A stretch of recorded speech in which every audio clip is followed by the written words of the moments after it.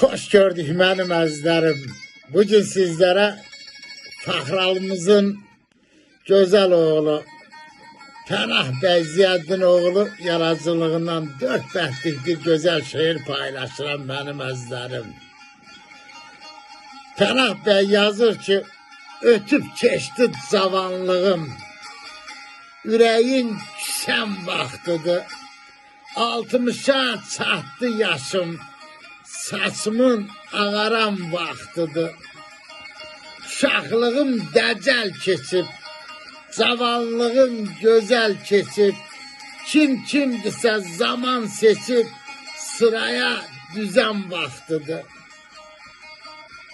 Ömrün gözəl vaxtıdır, qulluğunda duran ola, 60 yaş nədir hələ, ürəyin cavan vaxtıdır. 60 yaşımda da qarlı dağları aşaram, qaynayaram, həm coşaram, pənaham 100 yaşaram, pənaham 100 yaşaram. Sağ olun dostlar, var olun, var olun.